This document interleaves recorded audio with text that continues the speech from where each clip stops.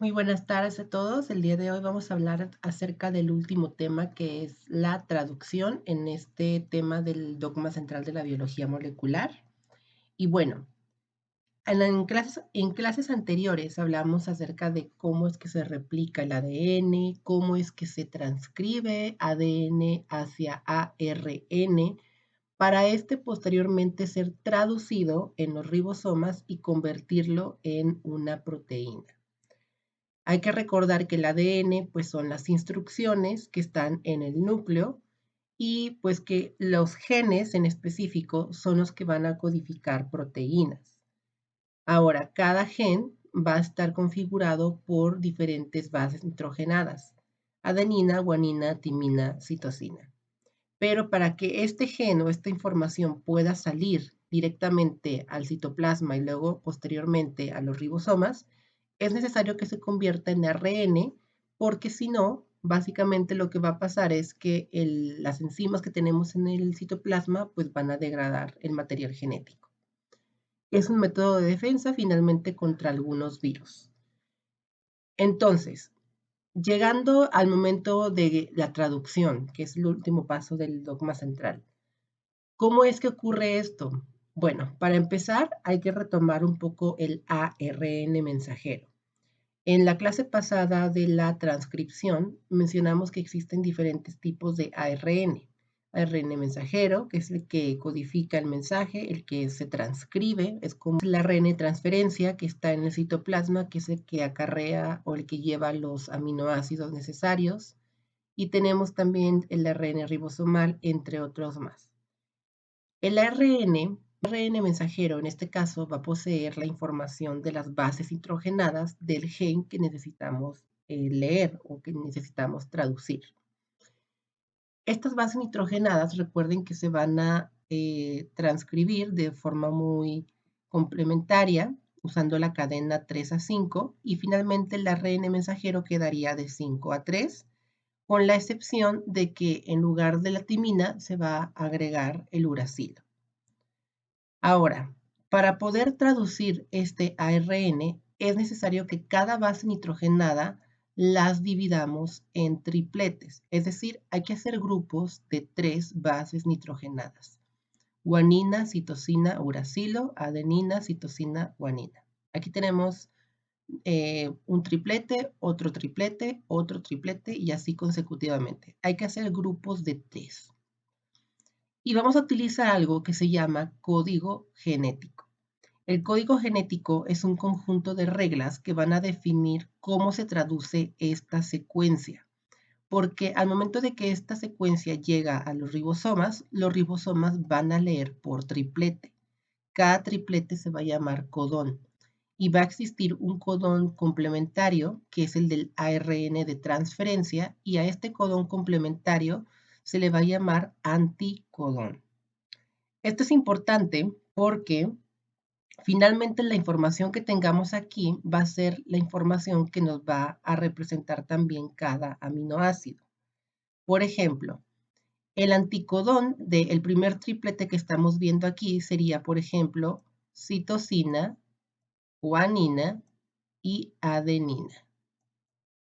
Este sería el anticodón del ARN de transferencia, que más o menos tiene una forma como de cruz. Entonces, aquí este codón estaría más o menos en esta parte, que sería el anticodón, y acá tendríamos, digamos, el aminoácido. Entonces, así es como se va a ir leyendo una vez que este ARN mensajero llega a los ribosomas. Ahora, hay ciertas reglas en el código genético para poder usarse.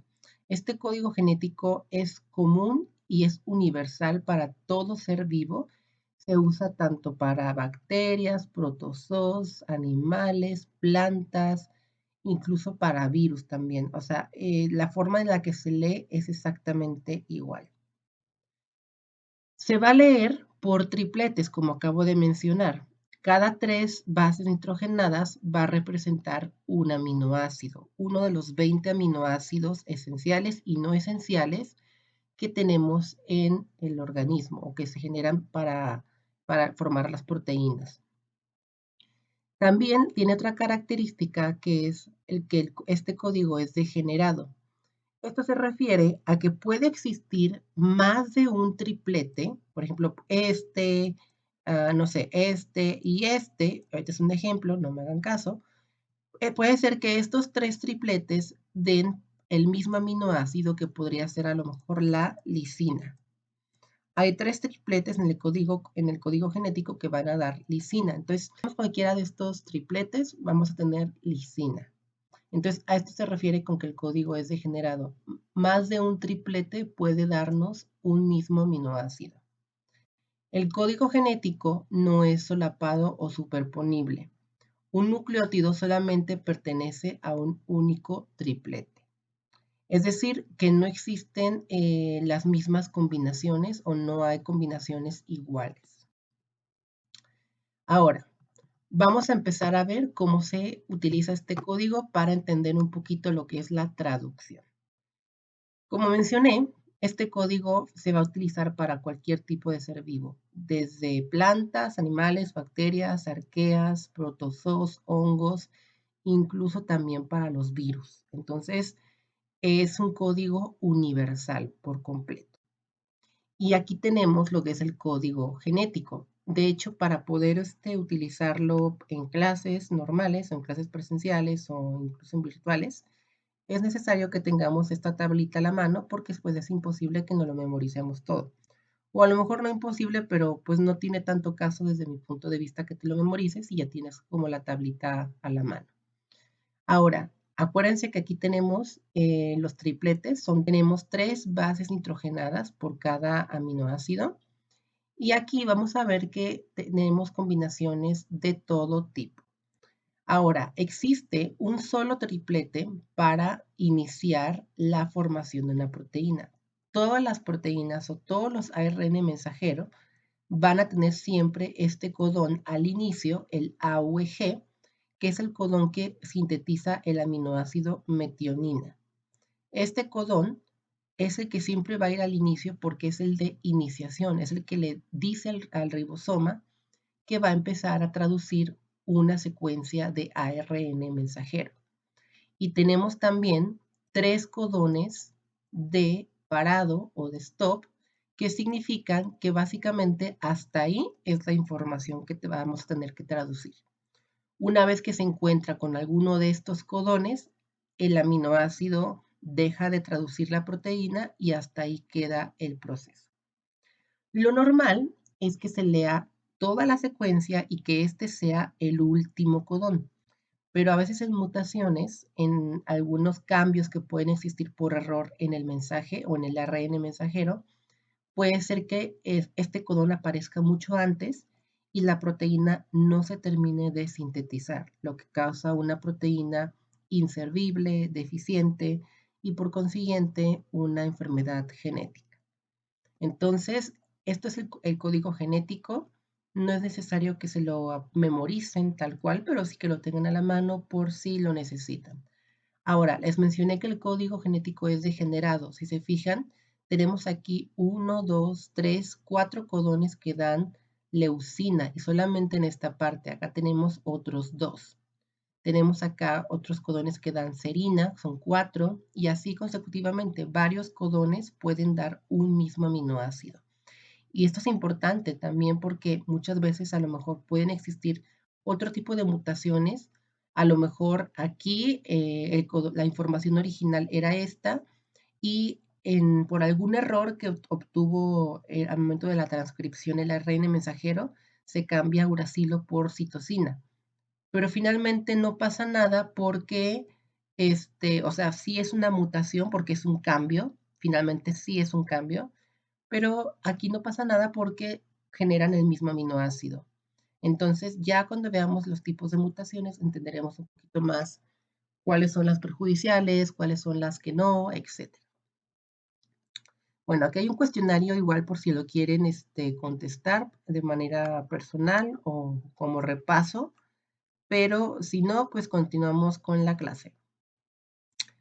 Ok, hay que tener en cuenta que el ARN de transferencia va a presentar un triplete complementario al codón.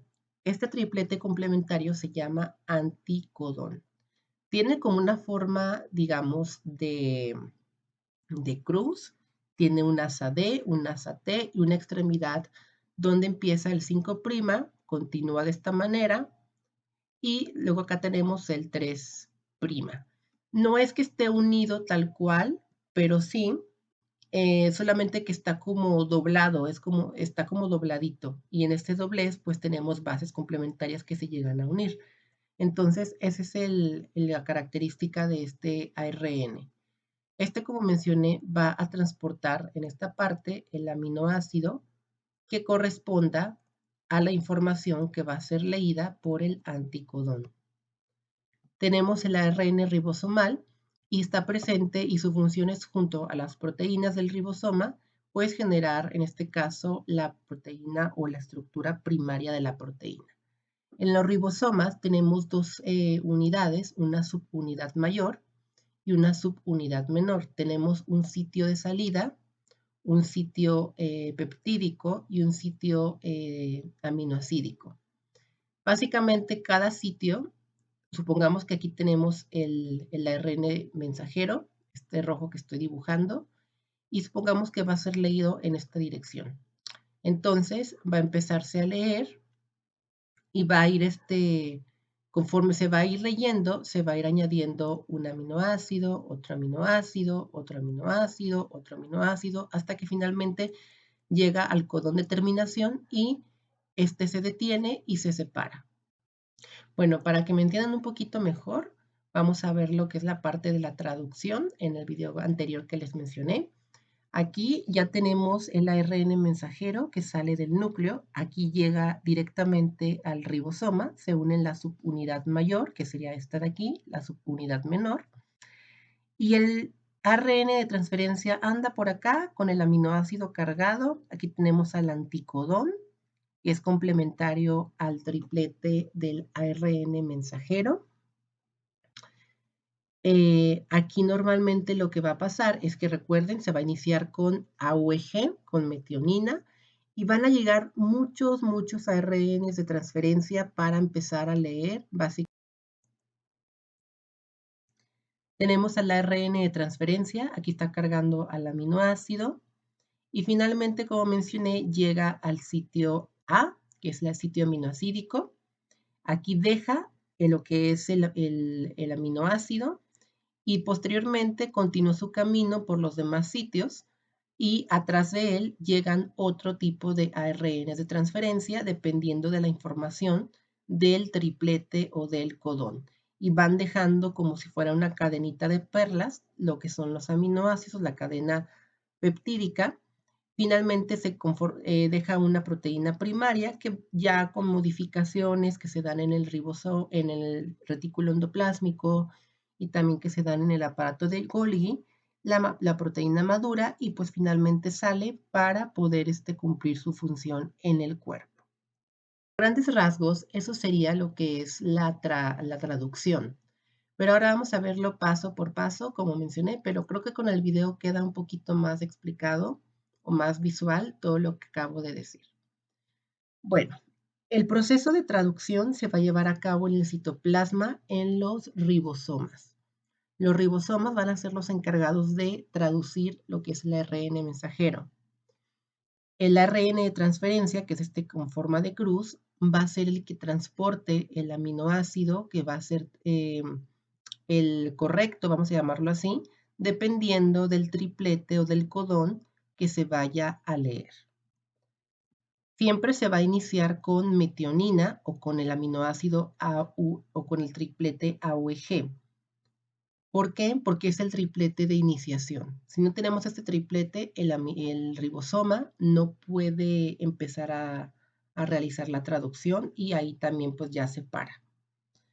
De hecho, ni siquiera se une la subunidad. Entonces tenemos la preiniciación y esta ocurre cuando se activan los aminoácidos. Estos aminoácidos normalmente ya se encuentran en el cuerpo. Hay algunos que no, que de hecho tenemos que consumirlos a través del alimento, de la dieta, ya sea en el huevo, la carne, la leche, Finalmente, pues son parte de las proteínas animales, somos animales finalmente y ocupamos comer proteínas de origen animal. Lamentablemente no voy a, aquí a ponerme de parte de personas que sean veganas. Se respeta finalmente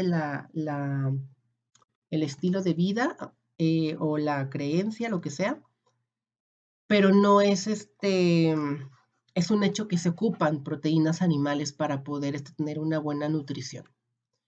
Por lo tanto, estos aminoácidos esenciales que se encuentran en las proteínas que consumimos se llaman esenciales porque el cuerpo no los puede producir y es por eso que necesitamos consumirlos o obtenerlos a través de la dieta. Hay otros aminoácidos que sí pueden ser producidos por el cuerpo y se llaman aminoácidos no esenciales.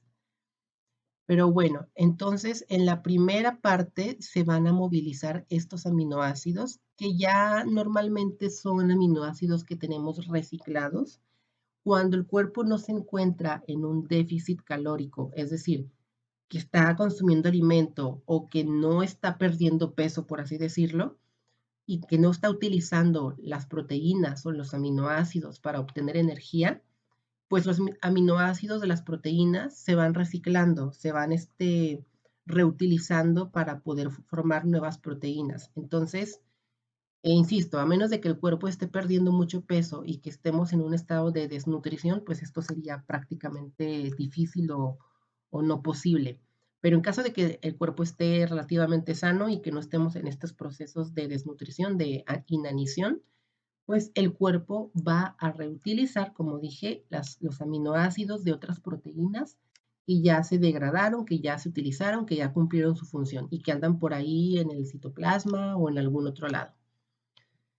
Por lo tanto, el primer paso debe ser que el ARN de transferencia encuentre el aminoácido que le toca y pues lo tome, lo empiece como a cargar.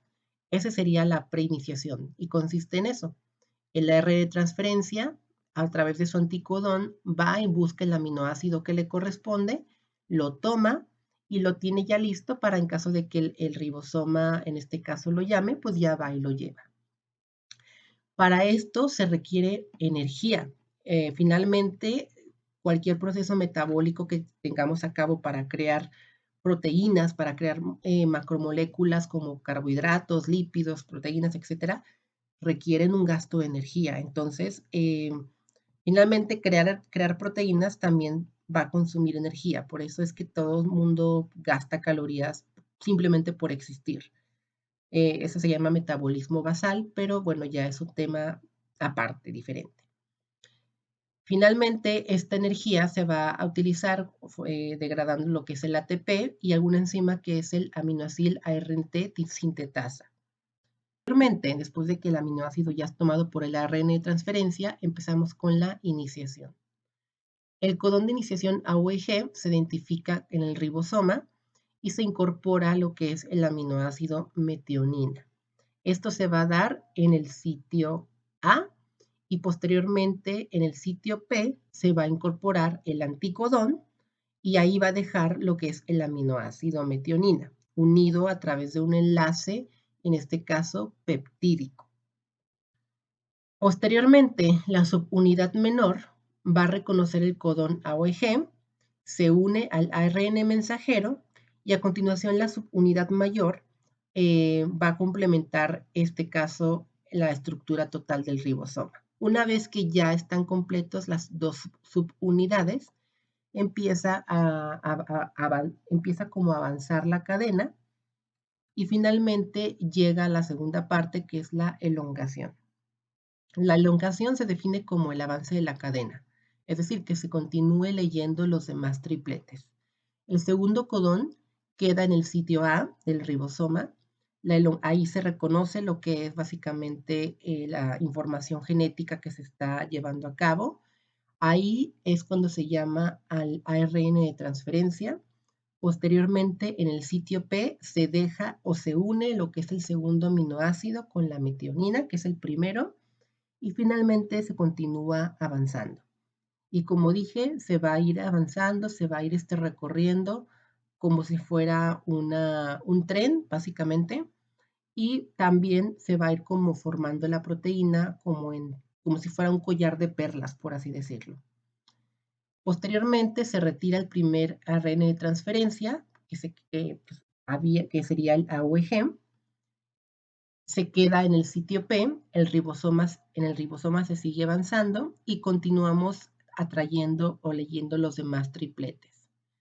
Aquí es importante porque conforme se va avanzando, en el sitio P es donde se va uniendo o se van dejando los aminoácidos y se van uniendo por enlaces peptídicos, como si fuera un trenecito, un collar de perlas.